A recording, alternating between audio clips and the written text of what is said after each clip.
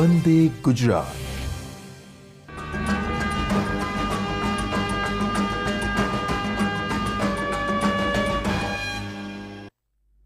નમસ્તે દર્શક મિત્રો, હું ખ્યાતિ ઠાકર અને આજના સેટકોમ સેશનમાં આપ સૌનું હાર્દિક સ્વાગત કરું છું.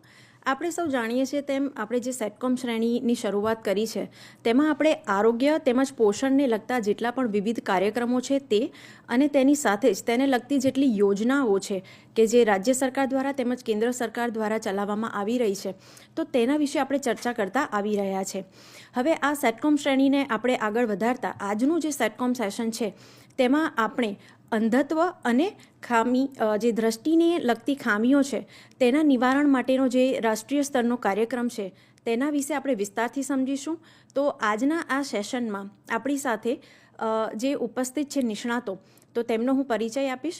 એક તો છે ડૉક્ટર ઉત્પલ જાનીસર કે જેઓ ઓપ્થેલ્મિક સર્જન છે અને જે આ અંધત્વ તેમજ જે દ્રષ્ટિ ખામી નિવારણના જે રાષ્ટ્રીય સ્તરનો જે કાર્યક્રમ ચાલી રહ્યો છે તેને જોઈ રહ્યા છે. સર, આપનું હાર્દિક સ્વાગત છે. ડૉક્ટર વિપુલ ચાવડા કે જેઓ ડિસ્ટ્રિક્ટ લેવલે આપણે જે આ કાર્યક્રમને લગતી ટેકોમાં જે પણ વિવિધ એન્ટ્રી કરવાની છે તો તેના વિશે આપણને માહિતી આપશે. તો ડૉક્ટર વિપુલ ચાવડા સર, આપનું પણ હાર્દિક સ્વાગત છે.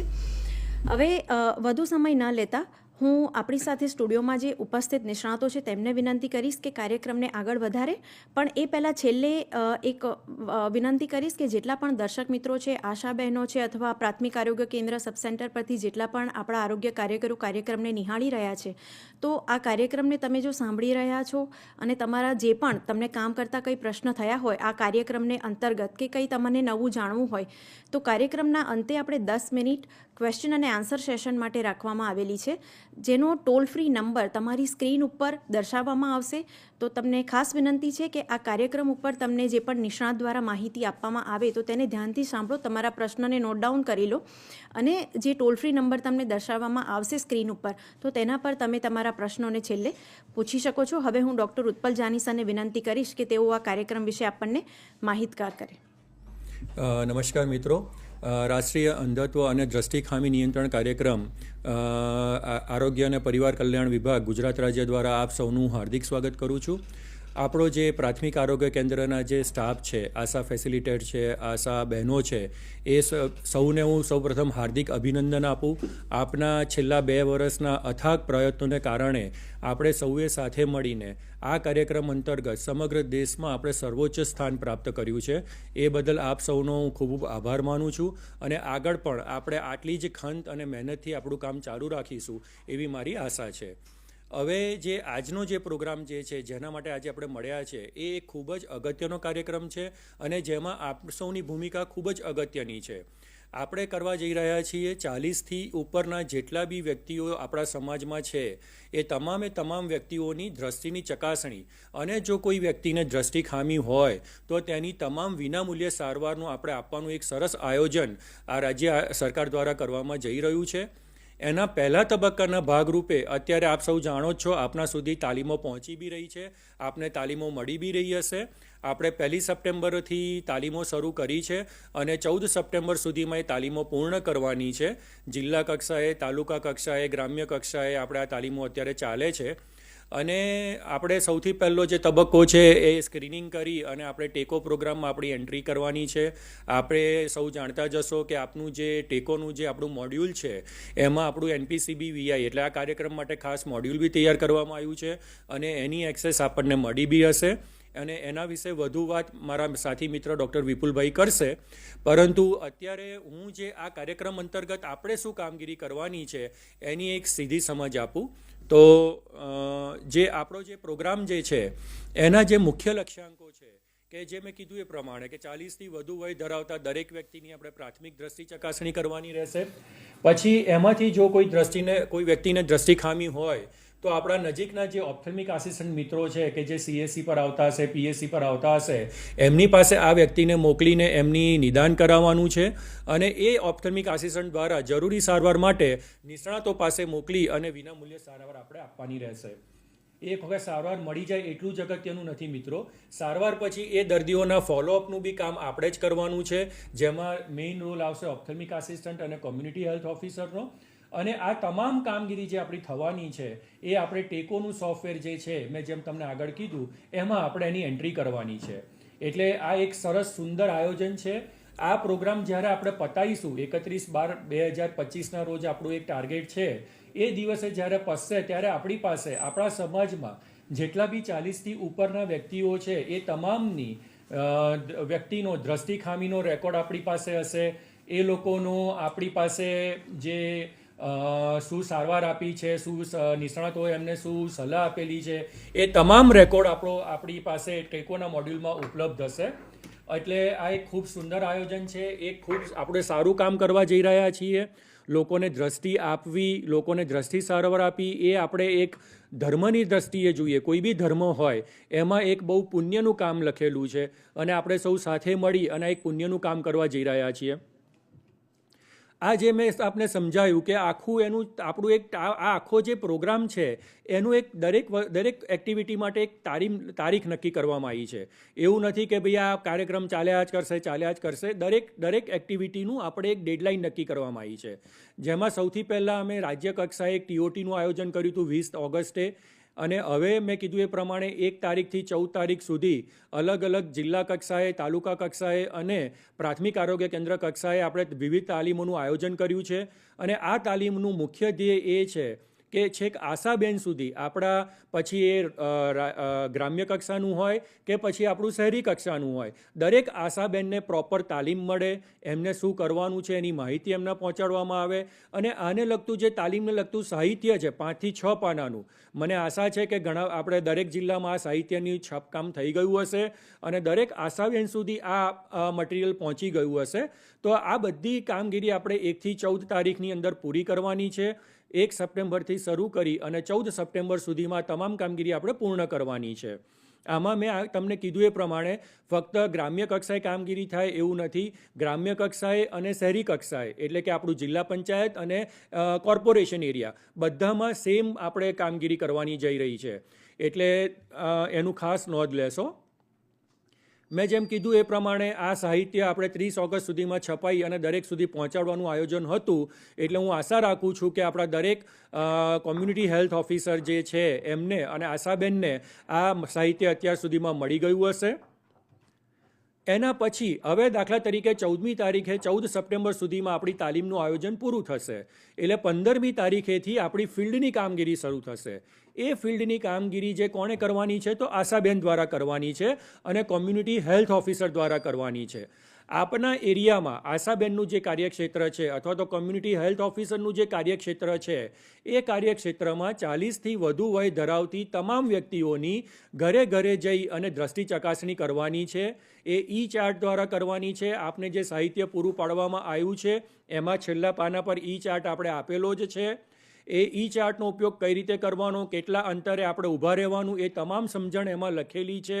અને આપણે જે તાલીમ આપી રહ્યા છે અત્યારે જિલ્લા તાલુકા કક્ષાએ જે તાલીમો થઈ રહી છે એમાં એનું પ્રેક્ટિકલ ડેમોન્સ્ટ્રેશન પણ આપ સૌને બતાવવામાં આવી રહ્યું છે.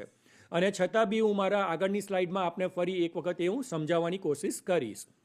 આપણો જે મેં કીધું એ પ્રમાણે જે આશાબેનનું કામ છે અને જે આપણું જે કોમ્યુનિટી હેલ્થ ઓફિસરનું કામ છે એ આપણે 15 સપ્ટેમ્બરથી શરૂ કરી અને 14 ઓક્ટોબર આ 1 મહિનામાં આપણે કામ પૂરું કરવાનું છે.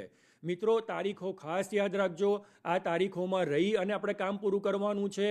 અને જેમ જેમ તમારું તપાસ થતી જાય એમ તમારે સ્થળ ઉપર જ તમારા ટેકો મોડ્યુલમાં જે આપણું NPCBનું ફોલ્ડર છે એમાં આ જઈને દરેક વ્યક્તિની ડેટા એન્ટ્રી બી કરવાની છે. એટલે આપણે બંને કામ કરવાના છે. સ્ક્રીનિંગ બી કરવાનું છે, સાથે સાથે ડેટા એન્ટ્રી બી કરવાની છે. અને જે વ્યક્તિને દ્રષ્ટિ ખામી જણાય એ તમામ વ્યક્તિઓને આગળ ઓપ્થેલ્મિક આસિસ્ટન્ટ પાસે વધુ તપાસ માટે બી આપણે મોકલવાના છે. હવે હું તમને સિમ્પલ એક્ઝામ્પલ આપું. તમને બધાને થશે કે સાહેબ આટલું બધું મોટું કામ હોય તો 1 મહિનામાં કેમનું પૂરું થાય? તો એમને તમને સાદું લોજિક સમજાવું. હવે આપણને ખબર છે કે જે આશાબેનનું કાર્યક્ષેત્ર છે એ 1000થી 1500નું પોપ્યુલેશન આપણે સામાન્ય રીતે હોય છે. હવે આપણને એક અંદાજ એવો છે, આપણો જે ટેકોનું આપણું જે મોડ્યુલ છે એના પરથી એક અંદાજ એવો છે કે ભાઈ 28%થી 30% વ્યક્તિ 40થી વધુ વયની હોય. હવે જો તમારી 1000ની તમે ગણતરી કરો પોપ્યુલેશનની અને જો તમે 28થી 30% લઈને ચાલો તો માંડ 300 વ્યક્તિઓની તમારે તપાસ કરવાની થાય. અને એની સામે તમારે 1 મહિનામાં તમે વર્કિંગ ડેઝ ગણો, જે આપણે રજાના દિવસો કાપી નાખીએ તો સામાન્ય રીતે 20થી 22 દિવસ થતા હોય. હવે આ 20થી 22 દિવસની અંદર આપણે આ 300 વ્યક્તિઓની તપાસ કરવાની છે. એનો મતલબ એવો થયો કે રોજના 15થી 20 વ્યક્તિઓની તપાસ કરવી પડે. હવે એ કંઈ બહુ મોટું કામ છે નહીં. આપણા જે રૂટીન વર્કિંગ અવર્સ છે એમાં આપણે ગામમાં જઈએ અને જે આપણને સમજાવવામાં આવ્યું છે એ પ્રમાણે જ્યારે આપણે કામ કરીએ તો આપણે આરામથી 15થી 20 દિવસમાં આપણા જે 300 વ્યક્તિઓની તપાસ કરવાની છે એ આપણે આરામથી પૂરી કરી શકીએ. આ જે છે એ પછી જ્યારે જે થશે કે ભાઈ તમે જે ઓપ્થેલ્મિક આસિસ્ટન્ટ પાસે મોકલશો, હવે ઓપ્થેલ્મિક આસિસ્ટન્ટ બી અમે અહીંયાથી સ્ટેટ લેવલેથી નક્કી કરી રાખ્યા છે કે ભાઈ 2 તાલુકા વચ્ચે આપણે એક ઓપ્થેલ્મિક આસિસ્ટન્ટ ફાળવવા જઈ રહ્યા છીએ. અને આનું લિંકઅપ આપણે ફિલ્ડ લેવલે બી કરવાનું છે અને એનું લિંકઅપ આપણે ટેકો પ્રોગ્રામમાં બી કરવાનું છે. જ્યારે આશાબેન અથવા તો CHO પોતાનું મોડ્યુલ ખોલશે તો એમાં જ આપણા જે ટેકો કોઓર્ડિનેટર છે, જિલ્લાના જે તમારા ટેકો કોઓર્ડિનેટર છે, એમણે તમારા ઓપ્થેલ્મિક આસિસ્ટન્ટ જોડે તમારું લિંકઅપ કરી આપ્યું હશે. એટલે સ્થળ ઉપર જે પ્રેક્ટિકલ લિંકઅપ કહેવાય કે જે તમે દર્દીને સલાહ આપશો કે ભાઈ આ જગ્યાએ તમારે જવાનું છે, આ CSC ખાતે આ ઓપ્થેલ્મિક આસિસ્ટન્ટને તમારે મળવાનું છે, એ તમે જે સલાહ આપશો એ જ સલાહ પ્રમાણે ટેકોમાં બી લિંકઅપ જનરેટ થયેલી હશે. એટલે મારી દરેક જે આપણા પ્રાથમિક આરોગ્ય કેન્દ્રના મેડિકલ ઓફિસર જો અત્યારે હાજર હોય અથવા તો કોમ્યુનિટી હેલ્થ ઓફિસર અત્યારે જો હાજર હોય તો એ ખાસ પોતપોતાના મોડ્યુલ ખોલીને જોઈ લે અને જો એ લિંકઅપ ના થયું હોય તો તમારા જિલ્લા કક્ષાના જે ટેકો કોઓર્ડિનેટર છે એમની સાથે કોઓર્ડિનેટ કરી અને એ આપણે 14 સપ્ટેમ્બર પહેલાં લિંકઅપ કરાવી દેજો. કારણ કે જ્યારે તમે 15મી સપ્ટેમ્બરે ફિલ્ડમાં જશો અને તમારે કોઈ વ્યક્તિ દ્રષ્ટિ ખામીવાળું મળશે તો એ વખતે તમારા મનમાં એવી ગૂંચવણ ના હોવી જોઈએ કે આ વ્યક્તિને મારે આગળ વધુ તપાસ માટે કયા ઓપ્થેલ્મિક આસિસ્ટન્ટ પાસે મોકલવાનું રહેશે. એ ગૂંચવણ ના થાય એટલે તમારો જે આ તાલીમ કાર્યક્રમ છે એમાં એ સમજી લેજો. દરેક આશાબેનને એ ખબર હોવી જોઈએ કે મારા કાર્યક્ષેત્રમાં જો કોઈ દ્રષ્ટિ ખામીવાળું વ્યક્તિ મળે છે તો મારે એને કયા ઓપ્થેલ્મિક આસિસ્ટન્ટ પાસે કયા CSC પર મોકલવાનું છે. આ લિંકઅપ બહુ જ ક્લિયર હોવી જોઈએ. એ તમારી પ્રેક્ટિકલ એટલે ફિલ્ડ લેવલે બી અને તમારા ટેકો પ્રોગ્રામમાં બી. એટલે બંને રીતે એ ખાસ તમે એન્શ્યોર કરી લેજો, ચોક્કસ કરી લેજો ફિલ્ડમાં જતા પહેલાં. એટલે 14 સપ્ટેમ્બર સુધીમાં દરેક આશાબેનને મારે વિનંતી છે કે એ પોતપોતાનું મોડ્યુલ ખોલી ટેકો પ્રોગ્રામમાં જઈ પોતાનું મોડ્યુલ ખોલી અને જોઈ લે કે ભાઈ મારા એરિયાના જે દર્દીઓ છે એમને મારે ક્યાં મોકલવાના રહેશે. એટલે આ એક ખાસ સમજી લેજો. પછી ઓપ્થેલ્મિક આસિસ્ટન્ટ દ્વારા આ તમે જે આશાબેન અને આપણે જે ફિલ્ડ સ્ટાફે જે કામગીરી કરવાની છે એ 15મી સપ્ટેમ્બરથી શરૂ કરી અને 14 ઓક્ટોબરે આ કામગીરી પૂર્ણ થઈ ગયેલી હોવી જોઈએ. એનો મતલબ એવો થયો કે 14મી ઓક્ટોબરે રાજ્યના તમામ 40થી ઉપર વય ધરાવતી વ્યક્તિઓની આશાબેન દ્વારા દ્રષ્ટિ ચકાસણીની કામગીરી પૂર્ણ થઈ ગયેલી હોવી જોઈએ. એ કામગીરી પૂર્ણ થયેલી હશે પછી 15મી ઓક્ટોબરથી ઓપ્થેલ્મિક આસિસ્ટન્ટ એ દર્દીઓને જોવાનું ચાલુ કરશે. જે આશાબહેનોએ એ દર્દીઓને ઓપ્થેલ્મિક આસિસ્ટન્ટ પાસે મોકલ્યા હશે એ તમામ એ જે છે એ ટેકો મોડ્યુલમાં ઓપ્થેલ્મિક આસિસ્ટન્ટ જ્યારે પોતાનું એકાઉન્ટ ઓપન કરશે એટલે એમની પાસે જેટલા પેશન્ટ રિફર કરવામાં આવ્યા હશે એમને એમના ટેકો મોડ્યુલમાં દેખાશે. માની લો કે એક ઓપ્થેલ્મિક આસિસ્ટન્ટની એમનું જે કાર્યક્ષેત્ર છે એના વિસ્તારમાં 15 આશાબહેન આવે છે અને એ 15 આશાબહેનોએ સાથે મળીને 100 પેશન્ટને રિફર કર્યા છે. તો એ 100 પેશન્ટની જે માહિતી છે એ ઓપ્થેલ્મિક આસિસ્ટન્ટને એમના ટેકો મોડ્યુલમાં દેખાશે. અને જેમ જેમ દર્દીઓ એમની પાસે આવતા જશે એમની આંખોની તપાસ કરી એ તમામ 100 દર્દીઓની જે રેકોર્ડ જે છે એ રેકોર્ડ એ એમાં ભરી લેશે. અને એમાંથી માની લો કે 100 વ્યક્તિને 100માંથી 25 વ્યક્તિઓને ચશ્માની જરૂર છે તો ચશ્માનું પ્રિસ્ક્રિપ્શન કાર્ડ ત્યાં સ્થળ ઉપર જ આપી દેશે. મોતિયાની, ઝામરની કે પડદાના રોગની જરૂર છે તો એ આગળ નિષ્ણાતો પાસે રિફર કરશે. અને આવા મોતિયાના ઓપરેશન માટે જ્યારે કેસ રિફર થશે ત્યારે એની માહિતી આશાબેન અને કોમ્યુનિટી હેલ્થ ઓફિસર પોતાના મોડ્યુલમાં જોઈ શકશે. એટલે દરેક આશાબેનને એ પણ ખબર પડશે કે એમના કાર્યક્ષેત્રમાંથી માની લો કે 1000માંથી એમને 10 વ્યક્તિઓને રિફર કર્યા હતા તો એ 10 વ્યક્તિઓનું આગળ શું થયું. એ 10 વ્યક્તિઓમાંથી માની લો કે 3 વ્યક્તિને ચશ્માની જરૂર પડી છે, 2 વ્યક્તિને મોતિયાનું ઓપરેશનનું કીધું છે, 2 વ્યક્તિને ઝામરનું કીધું છે, તો એ તમામે તમામ માહિતી આશાબેનને એમના ટેકો મોડ્યુલમાં દેખાશે. હવે આપ આશાબેન સૌ જાણો જ છો કે જ્યારે આપ કોઈ બી મોતિયાનું ઓપરેશન આપણી કોઈ બી સરકારી હોસ્પિટલ ખાતે લઈ જઈને કરાવો છો તો એના માટે આપને 350 રૂપિયાનું ઇન્સેન્ટિવ મળવાપાત્ર થાય છે, અને જે અત્યારે આપને મળતું આવ્યું છે. તો જ્યારે આપની પાસે એ માહિતી આવી જાય કે જે 10 વ્યક્તિઓએ આપણે રિફર કર્યા હતા એમાંથી 3 વ્યક્તિઓને મોતિયાના ઓપરેશન માટેની જાણ કરવામાં આવી છે, તો મારી દરેક આશાબેનને નમ્ર વિનંતી છે કે એ દરેક વ્યક્તિનો ફરીથી સંપર્ક કરી એમને મોતિયાના ઓપરેશન માટે જે સરકારી હોસ્પિટલ અથવા તો સ્વૈચ્છિક સંસ્થાની હોસ્પિટલનું આપણે નક્કી કરવામાં આવ્યું હોય ત્યાં લઈ જઈ અને એમનું ઓપરેશન કરાવડાવે, અને એ વ્યક્તિનું ઓપરેશન થઈ જાય એટલે એ વ્યક્તિ દીઠ 350 રૂપિયા દરેક આશાબેનને ઇન્સેન્ટિવ માટે મળવાપાત્ર રહેશે. એટલે આ એક આખું આપણે આયોજન એ રીતે કરવાનું છે. અને જે આ ઓપરેશનની કામગીરી છે એટલે 15મી ઓક્ટોબરથી એ શરૂ થઈ જશે, જ્યારથી એ ઓપ્થેલ્મિક આસિસ્ટન્ટ જોવાનું ચાલુ કરશે સાથે સાથે એ ઓપરેશનની બી કામગીરી શરૂ થઈ જશે. એટલે 15 ઓક્ટોબરથી શરૂ કરી અને 31 ડિસેમ્બર સુધીમાં આપણે એ સમયગાળામાં તમામ વ્યક્તિઓ જેને રિફર કરવામાં આવ્યા છે વધુ સારવાર માટે, એ તમામ વ્યક્તિઓની સારવાર શરૂ થઈ જાય એ આપણે સુનિશ્ચિત કરવાનું છે.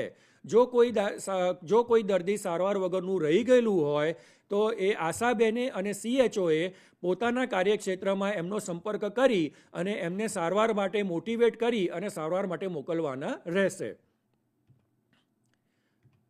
હવે આપણે તમારા ત્યાં અત્યારે જે તાલીમ થઈ રહી છે એની એક આ રૂપરેખા છે. આ જ પ્રમાણે હું સમજું છું કે જિલ્લા કક્ષાએ, તાલુકા કક્ષાએ અને પ્રાથમિક આરોગ્ય કક્ષાએ આ જ પ્રમાણે તમારી તાલીમો થતી હશે, કારણ કે આપણે આ જ પ્રેઝન્ટેશન પ્રમાણે તાલીમો આપવા માટે દરેક CDHO સાહેબને, દરેક THO સાહેબને, દરેક મેડિકલ ઓફિસર સાહેબને સૂચના આપેલી છે. એટલે આ પ્રેઝન્ટેશન એ લોકો પાસે છે જ. અને એના પ્રથમ ભાગરૂપે આપણે જ્યારે હું ખાસ અત્યારે બીજું આપણને નથી કરતો, પણ જે આપનો રોલ છે એ હું આપને સમજાવવા માગું છું કે ભાઈ આશાબેન દ્વારા થતી કરવાની કામગીરી. તો સૌ પ્રથમ મેં તમને જે સમજાવ્યું એ પ્રમાણે એમના કાર્યક્ષેત્રમાં આવતા તમામ ઘરોની મુલાકાત લેવાની છે. એમાં જે 40થી વધુ વયની વ્યક્તિઓ હોય એમની દ્રષ્ટિ તપાસ કરવાની છે, અને એમની દ્રષ્ટિ તપાસ કરી અને એમના ટેકો પોર્ટલને એકાઉન્ટમાં જે મોડ્યુલ આપણું NPCBનું છે એમાં એમની એન્ટ્રી કરવાની છે. અને એન્ટ્રી કર્યા પછી એમનું તમારે જ્યારે તમે તમારું મોડ્યુલ ખોલશો, આશાબેન પાસે જો અત્યારે મોબાઈલ હોય અને એમની NPCBનું મોડ્યુલ ખોલશો તો એમણે દરેક ઘરે જઈ અને દરેક વ્યક્તિ જે 40થી વધુ વયની વ્યક્તિ હોય એમને આ 16 સવાલ પૂછવાના રહેશે.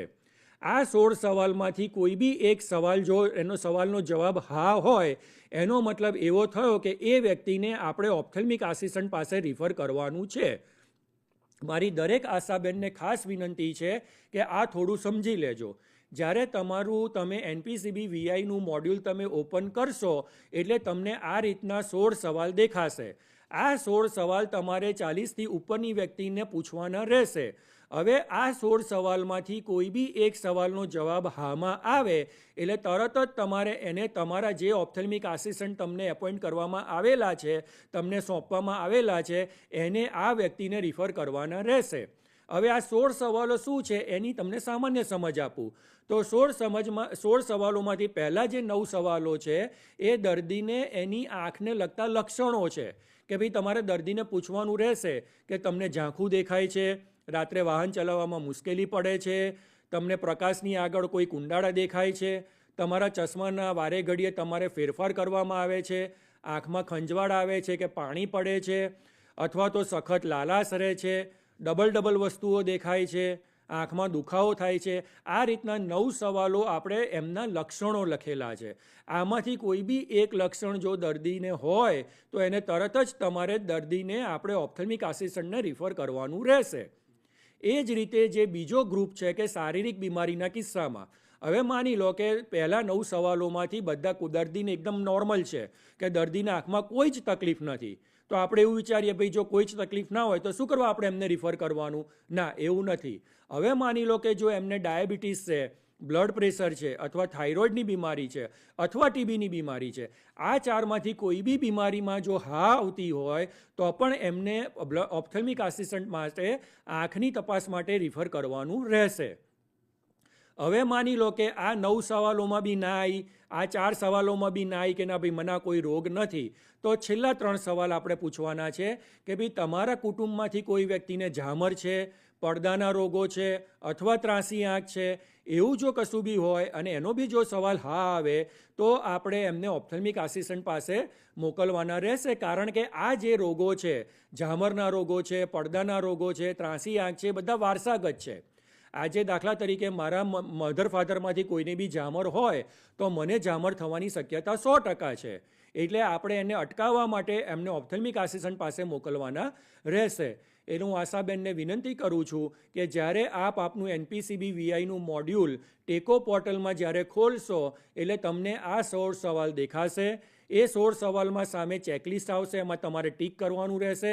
એમાંથી કોઈ બી એક સવાલનો જવાબ જો હામાં આવે તો આપણે એને તરત જ ઓપ્થેલ્મિક આસિસ્ટન્ટ પાસે મોકલવાનું રહેશે. આવું સેમ CHOના મોડ્યુલમાં છે. હવે માની લો હું તમને એક એક્ઝામ્પલ આપું કે હજુ આશાબેન કોઈ એવા ઘરે નથી પહોંચ્યા, એ રોજ 15 વ્યક્તિઓને કવર કરે છે. હવે માની લો કે ગામમાં કોઈ એવી વ્યક્તિ છે કે જેમની સુધી હજુ આપણા આશાબેન પહોંચ્યા નથી અને માની લો કે એ વ્યક્તિ ડાયરેક્ટ તમારું હેલ્થ એન્ડ વેલનેસ સેન્ટરમાં ગયું બીજા કોઈ રોગ માટે કે કંઈક એમને ખાંસી ઉધરસ આવે છે, તો કોમ્યુનિટી હેલ્થ ઓફિસર જ્યાં બેઠા છે એમની પાસે બી આ સેમ મોડ્યુલ છે. એ પોતે બી એમાં રજિસ્ટ્રેશન કરી શકશે કે ભાઈ ભલે આશાબેને નથી જોયું પણ કોમ્યુનિટી હેલ્થ ઓફિસર દ્વારા બી એ જ્યારે એમનું મોડ્યુલ ઓપન કરશે ત્યારે એમને બી આ 16 ક્વેશ્ચન દેખાશે અને એમને બી એ જ્યારે 16 ક્વેશ્ચનમાંથી કોઈ એક જવાબ હા આવે છે તો એમને બી એ ઓપ્થેલ્મિક આસિસ્ટન્ટને રિફર કરવાનું રહેશે. આમ CHO અને આશાબેન બંને સાથે મળીને એમના કાર્યક્ષેત્રમાં જેટલા 40થી વધુ વયની વ્યક્તિઓ છે એની પ્રાથમિક દ્રષ્ટિ ચકાસણી કરવાની રહેશે. હવે આશાબેનને આપણે ચાર્ટ આપ્યો છે. પહેલો, આશાબેનને 2 રીતે આપણે ઓપ્થેલ્મિક આસિસ્ટન્ટ પાસે મોકલવાના હોય છે. એક તો જે આ 16 સવાલો હોય એમની રીતે, 16 સવાલોમાંથી કોઈ બી એકનો જવાબ હા આવે તો એમને રિફર કરવાનું રહેશે. અને બીજો ક્રાઇટેરિયા છે આપણે વ્યક્તિને દેખાતું હોય, વ્યક્તિની દ્રષ્ટિ કેટલી છે, એના માટે આપણે તમને બધાને એક આ ચાર્ટ આપવામાં આવ્યો છે. ચાર્ટના આગળના ભાગમાં મેં તમને જે કીધું એ પ્રમાણે ડાબી સાઈડ ઉપરનો જે એક મોટો દેખાય છે એ આગળના ભાગમાં હશે અને જમણી બાજુનો જે 4 નાના છે એ એના પાછળના ભાગમાં હશે. હવે તમારે દર્દીને જે કોઈ તમે 40થી વધુ વ્યક્તિની જે તમે તપાસ કરો છો એને તમારે સૌથી પહેલાં 20 ફૂટના અંતરે એમને ઊભા રાખવાના છે. તમારા વચ્ચે એટલે જે તમે જે આશાબેન પોતાના હાથમાં ચાર્ટ પકડીને ઊભા છે એમના વચ્ચે અને જે 40થી વધુ વયની વ્યક્તિ છે એ બંનેનું વચ્ચેનું અંતર 20 ફૂટ અથવા તો 6 મીટર હોવું જોઈએ. આ ખાસ કાળજી રાખજો. અને અમે તમને જે સાહિત્ય મટીરિયલ આપ્યું છે એમાં બી આ સૂચના નીચે લખેલી છે એટલે યાદ ના રહે તો ચિંતા ના કરશો. અને એને પછી દર્દીને કહેવાનું છે કે તમે કોઈ ચશ્મા પહેરો છો, કારણ કે ઘણા બધા દર્દી હશે કે જે દૂરના ચશ્મા પહેરતા હશે. દાખલા તરીકે મારું જ એક્ઝામ્પલ લો, અત્યારે હું જે બેઠો છું તો મેં ચશ્મા પહેરેલા છે. હવે જો હું ચશ્મા કાઢી નાખું છું અને તમે મને દૂરથી બતાવશો તો મને દેખાશે નહીં, પણ હું જો ચશ્મા પહેરી લઈશ તો મને દેખાશે. એટલે મારી દરેક આશાબેનને અને CHOને વિનંતી છે કે જ્યારે તમે ચાર્ટથી જ્યારે વ્યક્તિની દ્રષ્ટિ તપાસ કરો છો ત્યારે સૌથી પહેલું એ નક્કી કરી લો કે એ જે વ્યક્તિ છે એ દૂરનું જોવા માટે કોઈ ચશ્મા પહેરે છે કે કેમ. જો એ ચશ્મા પહેરતું હોય તો એની તપાસ ચશ્મા પહેરાઈને જ કરવાની છે. આ વસ્તુ ખાસ ધ્યાન રાખજો. જો તમે ચશ્મા પહેરાયા વગર કરશો તો બધા જ વ્યક્તિઓને તમારે દ્રષ્ટિ ખામીના ક્રાઇટેરિયામાં આવી જશે. આજે હું ચશ્મા કાઢી નાખું છું અને જો મારી તપાસ કરવામાં આવે છે તો તમે મને રિફર કરી દેશો કે તમે જઈને ઓપ્થેલ્મિક આસિસ્ટન્ટને બતાવી દો. પણ જો તમે મારી તપાસ ચશ્મા પહેરીને કરશો તો મારી દ્રષ્ટિ સંપૂર્ણ હશે અને મને તમારે રિફર કરવાની કે મને ઓપ્થેલ્મિક આસિસ્ટન્ટ સુધી મારે ધક્કો ખાવાની જરૂર રહેશે નહીં. એટલે મારી દરેક આશાબેનને ખાસ વિનંતી છે કે આ ચાર્ટની તપાસ કરતા પહેલાં વ્યક્તિને દૂરના ચશ્મા, નજીકના ચશ્મા ના પહેરાવશો. આ ખાસ પાછું ધ્યાન રાખજો. 40થી વધુ વયની વ્યક્તિ હશે, દરેકને બેતાલા હશે, બેતાલા માટે નજીકના ચશ્મા પહેરતા હશે. એટલે આપણે ખાસ પૂછવાનું કે આ ચશ્મા તમે દૂરનું જોવા માટે પહેરો છો કે નજીકનું જોવા માટે પહેરો છો. એ એમ કહે કે ના હું દૂરનું જોવા માટે પહેરું છું, તો એમને કહેવાનું કે તમે ચશ્મા પહેરી લો અને ચશ્મા પહેરીને જ તમારે ઈ ચાર્ટ વંચાવવાનો રહેશે.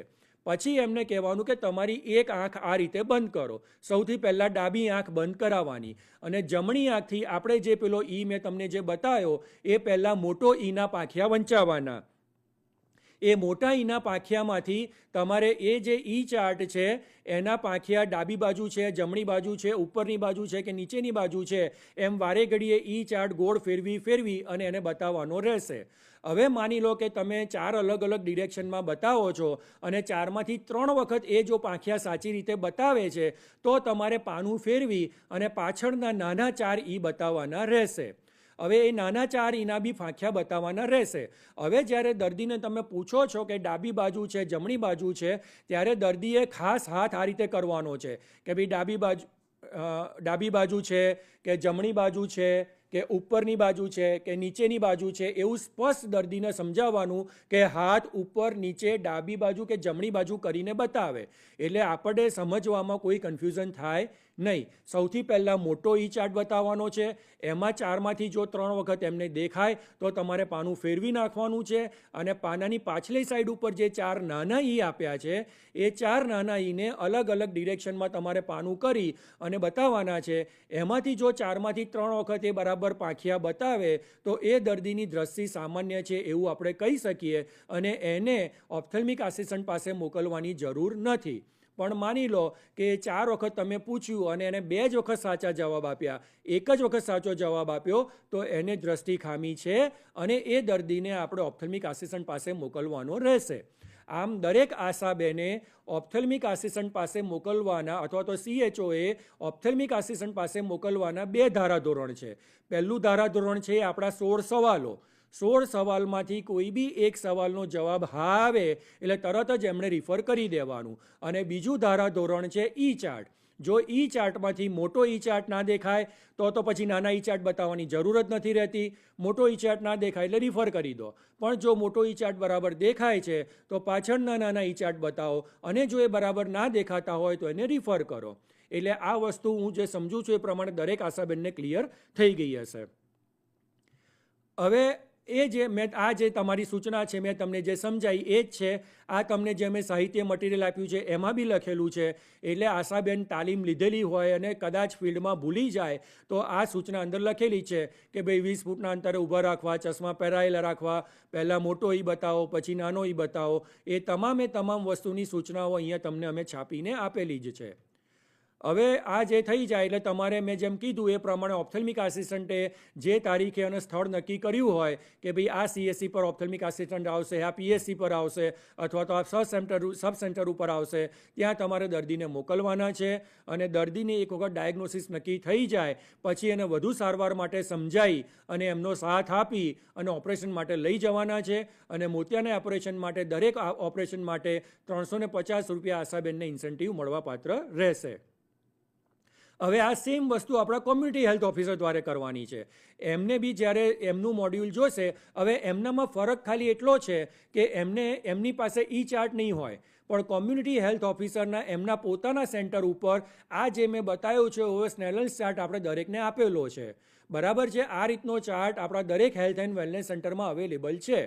એટલે જ્યારે CHO પાસે આપણું પેશન્ટ આવે છે ત્યારે સૌથી પહેલાં એમણે ટોર્ચ લાઇટ વડે તપાસ કરવાની રહેશે અને ટોર્ચ લાઇટ તપાસ કરી અને જમણી આંખ બંધ કરી અને ડાબી આંખ બંધ કરી અને ચશ્મા પહેરતું હોય તો ચશ્મા પહેરાઈને આ ચાર્ટ વંચાવવાનો છે. હવે જો કોઈ વ્યક્તિ એક આંખ બંધ કરી અને ઉપરના ફક્ત પહેલી 5 જ લાઈન વાંચી શકે છે તો એની આગળની લાઈન નથી વાંચી શકતી તો એ વ્યક્તિને દ્રષ્ટિ ખામી થઈ એ સુનિશ્ચિત થયું તો એ વ્યક્તિને ઓપ્થેલ્મિક આસિસ્ટન્ટને રિફર કરવાનું રહેશે. હું ફરી એક વખત બોલું છું. દરેક હેલ્થ એન્ડ વેલનેસ સેન્ટર ઉપર આ પ્રકારના સેલન ચાર્ટ આપેલા છે.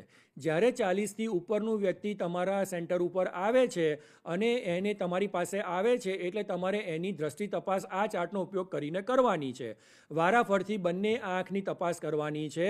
જો વ્યક્તિ દૂરના ચશ્મા પહેરતું હોય તો ચશ્મા પહેરાઈને તપાસ કરવાની છે. હવે માની લો કે પહેલી 4 જ લાઈન વાંચે છે અને 5મી લાઈન વંચાતી નથી, તો એનો મતલબ એવો થયો કે એ દર્દીને દ્રષ્ટિ ખામી છે અને એને આપણે ઓપ્થેલ્મિક આસિસ્ટન્ટ પાસે મોકલવાનું રહેશે. હવે એ જ રીતે માની લો કે કોઈ ઓપ્થેલ્મિક આસિસ્ટન્ટે કીધું કે ભાઈ આને ઓપરેશનની જરૂર છે, તો કોમ્યુનિટી હેલ્થ ઓફિસરની ફરજમાં આવશે કે ભાઈ એ વ્યક્તિનું એમના સેન્ટર ખાતે બોલાવી એનું બ્લડ પ્રેશર માપી લે, રેન્ડમ બ્લડ સુગર માપી લે. આમાં ઘણી વખત એવું થાય કે દર્દીને આપણે મોતિયા માટે છેક ઓપરેશન માટે મોકલી દઈએ, દર્દી છેક ઓપરેશન થિયેટર સુધી પહોંચી જાય અને ત્યાં ગયા પછી ખબર પડે કે દર્દીને તો બ્લડ પ્રેશરની બીમારી છે, બ્લડ પ્રેશર કંટ્રોલમાં જ નથી અથવા તો ડાયાબિટીસ વધારે આવ્યો છે. એટલે ત્યાંના ડૉક્ટર શું કહેશે કે ભાઈ તમે ઘરે જાઓ અને કંટ્રોલ કરીને પાછા આવજો. એટલે દર્દીને આપણે ધક્કો પડે અને દર્દીને જ્યારે એક વખત 40 કિલોમીટર કે 25 કિલોમીટરનો ધક્કો પડે ત્યારે બીજી વખત દર્દી સારવાર માટે આવે નહીં. એટલે મારી દરેક CHOને વિનંતી છે અને દરેક આશાબેનને વિનંતી છે કે કોઈ બી આશાબેન જ્યારે મોતિયાના ઓપરેશન માટે દર્દીને લઈ જાય છે એ પહેલાં એમનું નજીકનું જે સેન્ટર છે ત્યાં આગળ દર્દીની બ્લડ પ્રેશરની બી તપાસ કરાવી લે, એમના બ્લડ સુગરની બી તપાસ કરાવી લે અને ખાંસી ઉધરસ કે બીજું કોઈ બી હોય તો એની ખાસ તપાસ કરાવી લે અને એ નોર્મલ હોય અને એ નોર્મલ થયું હોય એ પછી જ દર્દીને ઓપરેશન માટે લઈ જાય, જેથી દર્દીને ઓપરેશન માટે ધક્કો ના પડે. એટલે આપણે એ કરીશું. પછી બીજું કોમ્યુનિટી હેલ્થ ઓફિસર અને આશાબેને સાથે મળીને તેમના એરિયામાં સ્ક્રીનિંગ કેમ્પોનું આયોજન કરવાનું છે. આ એક્ટિવિટી છે એના સિવાયની એક્ટિવિટી છે.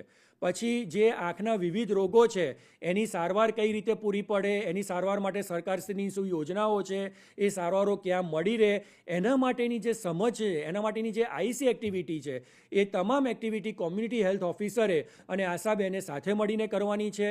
ચક્ષુદાન માટે લોકોને જાગૃતિ લાવવા માટે આપ સૌ જાણો જ છો કે અત્યારે ચક્ષુદાન પખવાડિયું ઉજવાઈ રહ્યું છે અને કીકીના રોગોને કારણે જેને અંધત્વ થયું હોય એ લોકોને જ્યારે કોઈ વ્યક્તિનું મૃત્યુ થાય છે અને જો કોઈ એ વ્યક્તિ ચક્ષુદાન કરીને જાય છે તો આવી એક વ્યક્તિના ચક્ષુદાનથી 4 વ્યક્તિઓ જોતા દેખતા થઈ શકે છે. પણ અત્યારે જે આપણે ચક્ષુઓની જરૂર છે એની સામે ફક્ત આપણને 30-40% જેટલા જ ચક્ષુઓ ચક્ષુદાનમાં મળે છે. એટલે આપણે ચક્ષુદાન માટે લોકોમાં જાગૃતિ લાવીએ અને જ્યારે કોઈ વ્યક્તિનું એમના ઘરમાં મૃત્યુ થાય અને મૃત્યુ પછી ચક્ષુદાન થયા પછી જ આપણે એમની અંતિમ વિધિ કરીએ એ ખાસ થાય એના માટે લોકોમાં જાગૃતિ લાવવા માટે આપણે પ્રયત્નો કરવાના છે. અને એના માટે જીવતા જીવ આજે વ્યક્તિ દાખલા તરીકે હું જીવું છું તો હું એક પ્લેજ લઈશ, હું એક નિર્ધાર કરીશ કે ભાઈ હું એક સંકલ્પ કરીશ અને એના સંકલ્પ પત્રો આપણા દરેક પ્રાથમિક આરોગ્ય કેન્દ્ર અને સામૂહિક આરોગ્ય કેન્દ્ર પર ઉપલબ્ધ છે. આપણા જે ગામમાં જેટલા બી વ્યક્તિઓ છે એની જોડે સંકલ્પ પત્રો ભરાવડાવો કે ભાઈ હું મારા મૃત્યુ પછી મારી બંને આંખનું ચક્ષુદાન કરવા માટેનો સંકલ્પ કરું છું. મારા મૃત્યુ પછી મારા ચક્ષુઓ એ રીતે આપી અને જે કીકીના રોગોના અંધ હોય એ લોકોનો ઉપયોગમાં લેવા માટે હું મારી સંમતિ આપું છું. આ પ્રમાણેનું એક સંકલ્પ પત્ર હોય છે. એટલે આપણા જે CHO મિત્રો છે અને જે આપણા આશાબહેનો છે એ સૌ સાથે મળી અને ઘરે ઘરે જ્યારે બીજી એક્ટિવિટી માટે જાય છે ત્યારે ચક્ષુદાન વિશે બી સમજાવે અને વધુને વધુ ચક્ષુદાનનો આપણે મળે એનો બી આપણે પ્રયત્ન કરવાના રહેશે. પછી કોમ્યુનિટી હેલ્થ ઓફિસરે ખાસ એક કામગીરી કરવાની છે કે ફોલોઅપમાં માની લો કે મોતિયાનું ઓપરેશન થઈ ગયું અથવા તો ઝામરની સારવાર શરૂ થઈ ગઈ. હવે સામાન્ય રીતે શું થશે કે મોતિયાનું ઓપરેશન થયા પછી અથવા તો ઝામરની સારવાર લીધા પછી દર્દી પોતાના ઘરે આવી જશે અને નિષ્ણાતે એમને સલાહ આપી હશે કે ભાઈ દર અઠવાડિયે, દર 10 દિવસે તમારું જે નજીકનું સેન્ટર હોય ત્યાં ઓપ્થેલ્મિક આસિસ્ટન્ટને બતાવી દેજો અથવા તો તમારા નજીકના જે દવાખાનું હોય ત્યાં તમારા જે ડૉક્ટર છે એમને બતાવી દેજો. તો આ બધા દર્દીઓ ઓપ્થેલ્મિક આસિસ્ટન્ટ પાસે અથવા તો કોમ્યુનિટી હેલ્થ ઓફિસર પાસે ફોલોઅપમાં આવશે. હવે જ્યારે ફોલોઅપમાં આવે છે ત્યારે કોમ્યુનિટી હેલ્થ ઓફિસર અને ઓપ્થેલ્મિક આસિસ્ટન્ટનું આપણું જે ટેકોનું મોડ્યુલ છે એમાં ખાસ ફોલોઅપનું બી ટેમ્પલેટ અંદર આપેલું છે કે ફોલોઅપમાં આવે તો એ દર્દીની શું તપાસ કરવાની, શું સવાલો પૂછવાના, એ બધું અંદર આપેલું છે. દાખલા તરીકે મોતિયાનું ઓપરેશન કરાવીને પેશન્ટ આવ્યું હોય તો તમે એની નજરની તપાસ કરો, એને આંખમાં કોઈ લાલાશ છે કે નહીં, પાણી પડે છે કે નહીં, બરાબર દેખાય છે કે નહીં, એ સવાલ કરો.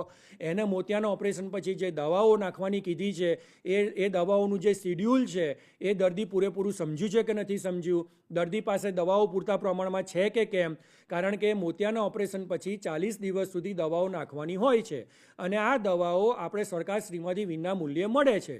હવે માની લો કે કોઈ દર્દી દર્દી તમારી પાસે ફોલોઅપમાં આવ્યું અને એની પાસે દવાઓ ખૂટી પડી છે, તો જે ઓપ્થેલ્મિક આસિસ્ટન્ટ પાસે તમે સૌથી પહેલાં એ દર્દીને મોકલ્યું હતું એ દર્દીને ઓપ્થેલ્મિક આસિસ્ટન્ટ પાસે મોકલો અને ત્યાંથી એને દવા ઉપલબ્ધ કરાવડાવો. માની લો કે ઓપરેશન પછી કંઈક એના આંખમાં તકલીફ છે, દર્દી એમ કહે કે ના ભાઈ મને ઝાંખું દેખાય છે, મને પ્રોપરલી બરાબર દેખાતું નથી, મને પેલું થાય છે, તો એવા કિસ્સામાં આપણે એમને એ પ્રમાણેનું આપણે તમે ઓપ્થેલ્મિક આસિસ્ટન્ટ પાસે મોકલી અને તપાસ કરાવડાવો. તો આ એક કામ એમણે ખાસ કરવાનું રહેશે. મિત્રો, આ હવે આગળનું ઓપ્થેલ્મિક આસિસ્ટન્ટનું છે એ આપને સમજવાની જરૂર નથી. હું બીજું એક આપને PDF ફાઇલ છે, PDF ફાઇલ સચ ખોલશો.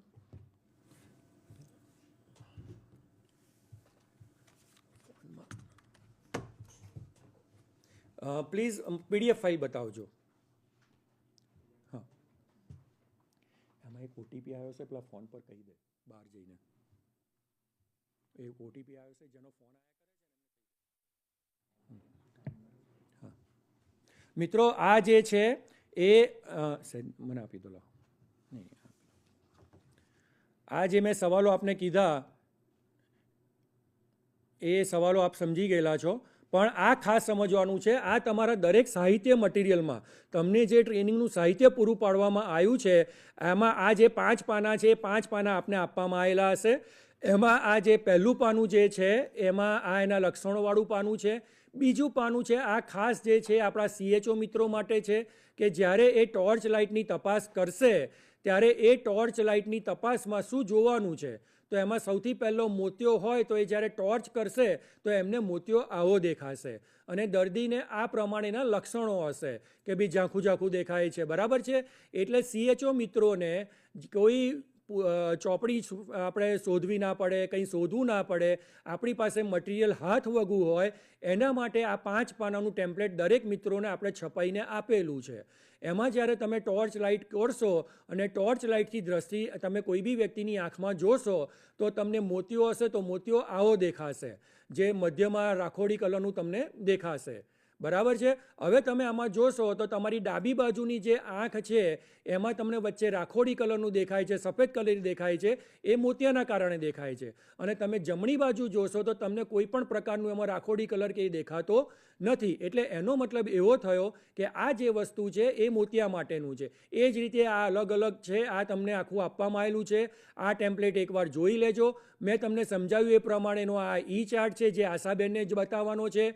એની નીચેની આ સૂચનાઓ બી અમે છાપીને આપી છે કે વ્યક્તિને 20 ફૂટ દૂર રાખવું.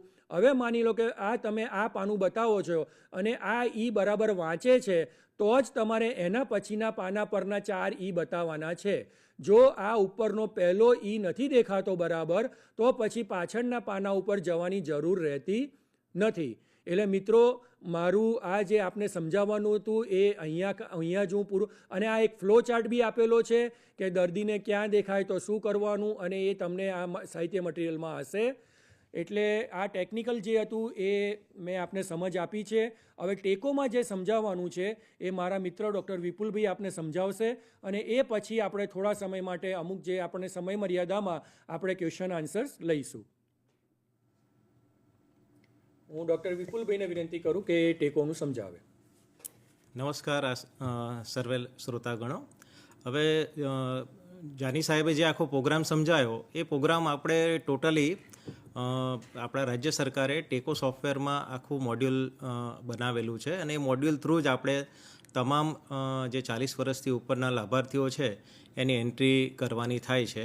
તો આપણે એ જોઈએ તો આશાબેનો માટે પોતાનો જે સ્માર્ટફોન એન્ડ્રોઈડ ફોન છે એમાં અહીંયા ગાડી જે આ ક્રોમનું નિશાન દેખાઈ રહ્યું છે કેસરી જે ગોળ કલરનું, એ ક્રોમ તમારે ઓપન કરી અને એની અંદર આ teco.gujarat.gov.in આ સાઇટ ઓપન કરવાની રહેશે.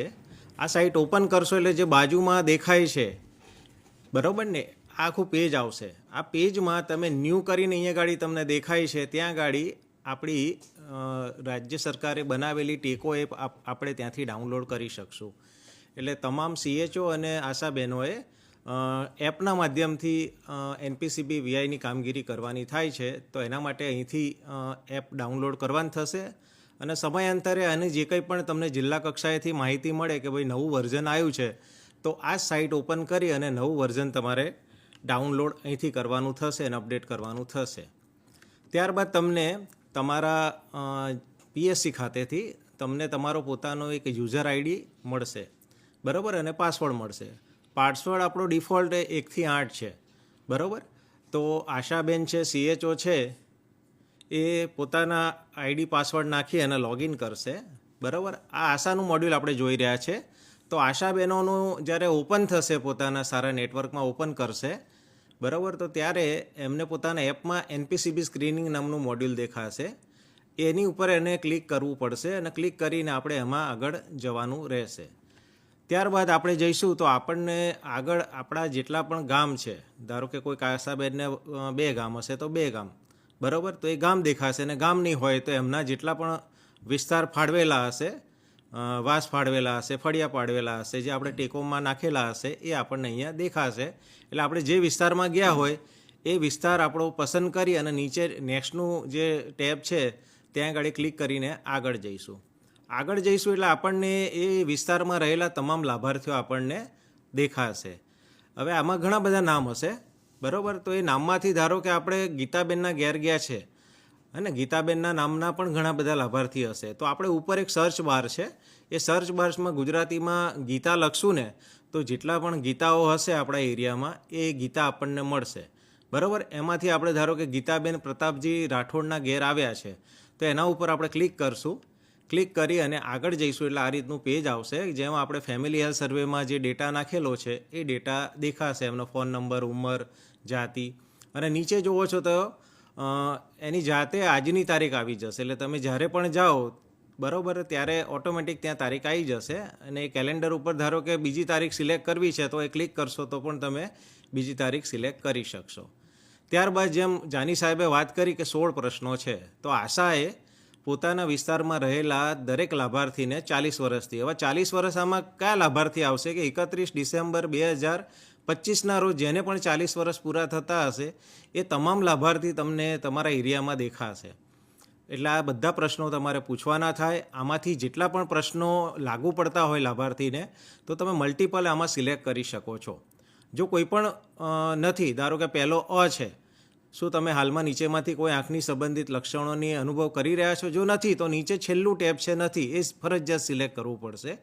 અગાઉ જણાયેલી બીમારી, એમાં પણ જે વસ્તુ છે નથી, તો પછી નથીનું સિલેક્ટ કરવું પડશે. અને કુટુંબમાં કોઈને આંખ અંગેની તકલીફ છે તો 3 મુદ્દા છે, એમાંથી કોઈ પણ ના હોય તો નથી તો સિલેક્ટ કરવું જ પડશે, બરાબર. અને જે મુદ્દા લાગુ પડતા હશે એ બોક્સની ઉપર ક્લિક કરી અને આપણે આગળ જવાનું રહેશે. આવી રીતે મલ્ટિપલ આપણે સિલેક્ટ કરી શકીશું. સિલેક્ટ કર્યા પછી એક આગળ જે સાહેબે ચાર્ટ બતાવ્યો ને, તો આ ચાર્ટની સૂચનાઓ છે, અત્યારે ઇંગ્લિશમાં દેખાઈ રહી છે, ગુજરાતીમાં થઈ જશે. આગળ જઈશું એટલે જે મોટો ચાર્ટ આપણે જે પહેલાં એક્ઝામિનેશન કરવાનો છે, એ મોટો ચાર્ટ આપણને જે સાહિત્ય આપ્યું છે એના થ્રુ જ આપણે એની એક્ઝામિનેશન કરશું 20 ફૂટ ઊભા રહીને. આ મોબાઈલમાં રહેલો નહીં બતાવીએ આપણે, એ ખાસ ધ્યાન રાખશું, બરાબર. તો જે સાહિત્યમાં આપેલો છે મોટો, એ જોઈ લાભાર્થીને સ્પષ્ટ દેખાય છે. જો દેખાતો હોય તો હા કરશું, ના દેખાતો હોય તો ના કરી આગળ જઈશું. તો જે 4 નાના આપેલા છે એ આગળ આવશે અને એમાંથી લાભાર્થી 3થી વધુ સ્પષ્ટ દેખાય છે. જો દેખાતા હશે તો હા, ન દેખાતા હોય તો ના. આ ક્લિક કરી આગળ વધી અને આપણે આપણું ફોર્મ સબમિટ કરી શકશું. આશાબેનોને એ પણ કહેવાનું કે આ એપ્લિકેશન આપણે જ્યાં ઇન્ટરનેટ નથી, બરાબર, ધારો કે આપણે જે વિસ્તારમાં ગયા ત્યાં ઇન્ટરનેટ નથી, તો આપણે ઇન્ટરનેટ વગર પણ આપણું ફોર્મ ભરી શકશું, બરાબર. તો અહીંથી માહિતી મોકલી દેવી છે, સિલેક્ટ કરી આગળ જઈ ફોર્મ કમ્પ્લીટેડ આવું લખેલું આવશે અને છેલ્લું નીચે લખ્યું છે સબમિટ કરો. સબમિટ કરશું એટલે આપણું ફોર્મ ભરાઈ ગયું છે. હવે આ ફોર્મ ભરાયેલું ક્યાં દેખાશે? તો આપણા જે એપમાં મારા કામની વિગત છે એના ઉપર ક્લિક કરશું, બરાબર. ત્યારબાદ 4 પેજ આવશે, એ પેજ જવા દઈશું અને છેલ્લે આપણે જોઈશું ને તો એક પ્રશ્નાર્થવાળું, ધારો કે ગીતાબેનનું ફોર્મ ભરેલું છે, એની આગળ શું છે? પ્રશ્નાર્થ દેખાઈ રહેલો છે. તો આપણું ભરેલું ફોર્મ અહીંયા મારી કામગીરીની વિગતમાં દેખાશે. હવે જ્યારે પણ આપણે વિસ્તારમાં જેટલા પણ છે એના ફોર્મ ભરી દીધા. હવે જ્યાં સારું નેટવર્ક છે ત્યાં ગાડી જઈશું આપણે અને આપણા મોબાઈલનું ઇન્ટરનેટ ચાલુ કરશું અને ઉપર જે ડેશબોર્ડની ઉપર જે સર્કલ કલરનો 2 એરા બતાવેલા છે, બરાબર, એના આપણે ક્લિક કરવાનું રહેશે. એટલે ત્રીજા નંબરનું પેજ છે એ પ્રમાણે આખું બ્રાઉઝિંગ થશે અને ડેટા આપણો સર્વર ઉપર પહોંચશે. અને પહોંચ્યા પછી તમે જે છેલ્લું જોઈ રહ્યા છો કે ટિક માર્ક, બરાબર, આપણે જેટલા પણ ફોર્મ આજે ભર્યા છે એ સારા નેટવર્કમાં જઈ અને એમાં ટિક માર્ક કરવા ફરજિયાત છે. બરાબર, જો ટિક માર્ક નહીં થાય, તમે ઇન્ટરનેટના માધ્યમથી સર્વર ઉપર નહીં પહોંચાડો તો પ્રશ્ન એ રહેશે કે આ ફોર્મ તમને પાછા ફરતી મળશે બીજા દિવસે, ત્રીજા દિવસે. એટલે આ વસ્તુ સુનિશ્ચિત કરીએ કે આપણે જે પણ ફોર્મ ભરીએ સારા નેટવર્કમાં જઈ અને એને સર્વર ઉપર પહોંચાડીએ. બરાબર, તો આ વાત થઈ આશા બહેનોની. હવે આવી રીતે જ આશા જે પણ ફોર્મ ભરશે,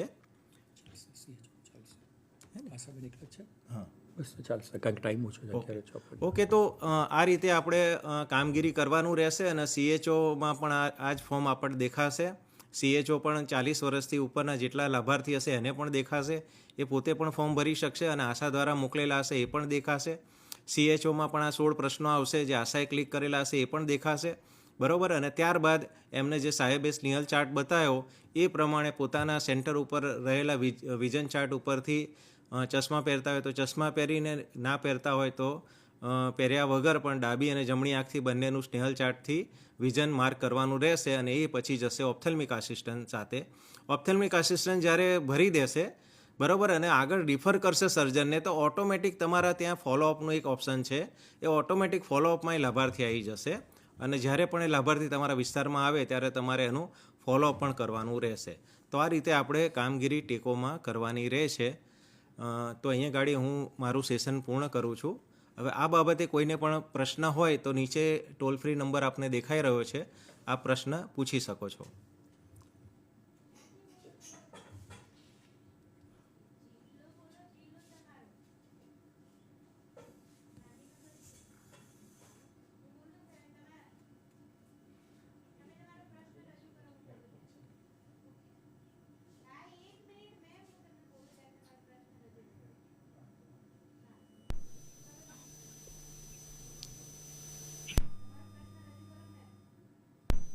મોતિયાનું ઓપરેશન કરાયા પછી પણ જો લાભાર્થીને તકલીફ હોય તો તેને રિફર કરવું જોઈએ? ખાસ કરવાનું બેન રિફર. આ તમે બહુ જ સારો સવાલ પૂછ્યો. હા, સંભળાય છે મારો અવાજ? હલો, હા. હવે આ તમે ખૂબ જ સારો સવાલ પૂછ્યો છે. મેં આગળ બી આપને સમજાવ્યું કે કોઈ બી દર્દી કોઈ પણ પ્રકારની સારવાર લઈને આવે, પછી એ મોતિયાનું ઓપરેશન કરાયેલું હોય, ઝામરની સારવાર લીધેલી હોય, આપણે ડાયાબિટીસના કારણે પડદામાં ખામી હોય અને એની લેઝર સારવાર લીધી હોય, કોઈ બી સારવાર કરાયા પછી પેશન્ટ આપના કાર્યક્ષેત્રમાં પાછું આવે છે અને આપ એમની મુલાકાત લો છો અને એમને કોઈ પણ પ્રકારની તકલીફ છે, દાખલા તરીકે બરાબર હજુ દેખાતું નથી, ઝાંખું દેખાય છે, આંખમાં લાલાશ છે, પાણી પડે છે, દુખાવો થાય છે, તો તરત જ એક પણ દિવસની રાહ જોયા વગર આપના જે ઓપ્થેલ્મિક આસિસ્ટન્ટ જે આપને લિંકઅપ કરેલા છે, કે જેને આપણે સૌથી પહેલી વાર આપણે જેમને એમની પાસે મોકલેલા હતા, અથવા તો જે નજીકની તમારી જે જિલ્લા કક્ષાની, તાલુકા કક્ષાની હોસ્પિટલ છે ત્યાંના ડૉક્ટર પાસે તાત્કાલિક એમને આપણે મોકલવાના રહેશે, જેથી એમનું જે ઓપરેશન પછી બી જે ઝાંખું દેખાય છે અથવા તો બીજી કોઈ તકલીફ છે એનું નિરાકરણ આપણે લાવી શકીએ. એટલે અચૂકથી ખાસ મોકલવાના રહેશે.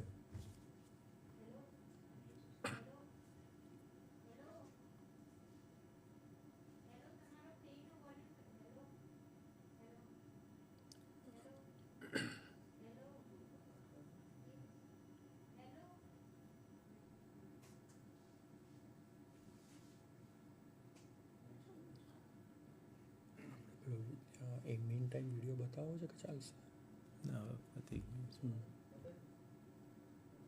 CHO ને હા, ક્વેશ્ચન્સ આવે ત્યાં સુધી એની રીતે ચાલુ રાખવું હોય તો એટલો ટાઈમ યુઝ થાય.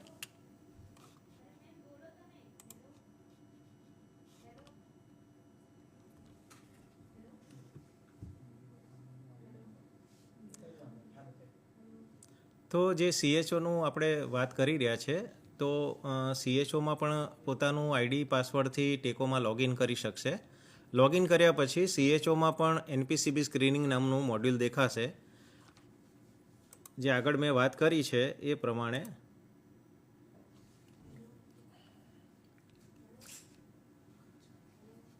કન્ટિન્યુ જ રાખો, સવાલ આવશે એટલે આવશે.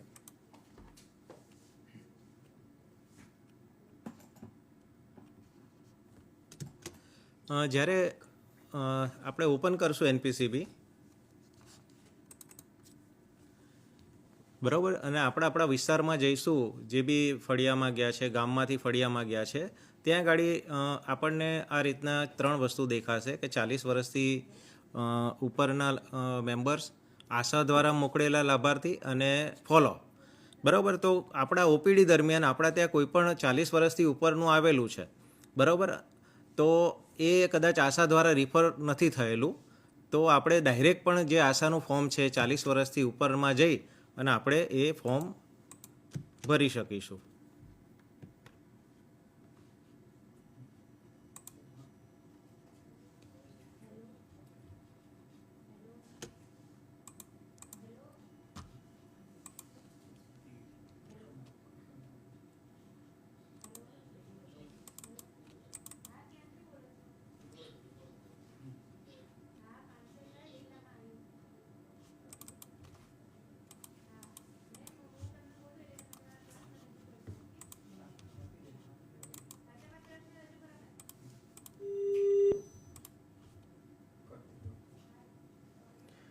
મિત્રો, આશા છે કે આ જે આપણને આ જે આખું કોમ્યુનિટી આઈ સ્ક્રીનિંગ પ્રોગ્રામ છે એને લગતું જે માહિતી આપને આપવામાં આવેલી છે એ આપણને એક મદદરૂપ થશે.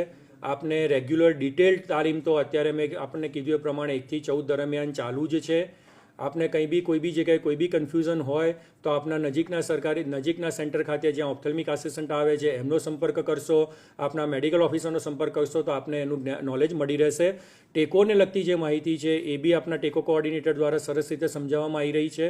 અને આપણે સૌ સાથે મળી જેમ આપણે ભૂતકાળમાં આપણા પ્રોગ્રામમાં ખૂબ જ સારું કામગીરી કરી અને સમગ્ર દેશમાં આપણે રાજ્યને પ્રથમ સ્થાન અપાયું છે, એવી જ આપણે આ પ્રોગ્રામમાં બી મહેનત કરી અને આપણે એક હાઇલાઇટ કરીશું એવી મારી સૌને અપેક્ષા છે, મારી આશા છે. અને આ સાથે આપણે આ પ્રોગ્રામ પૂર્ણ કરીએ છીએ. નમસ્તે.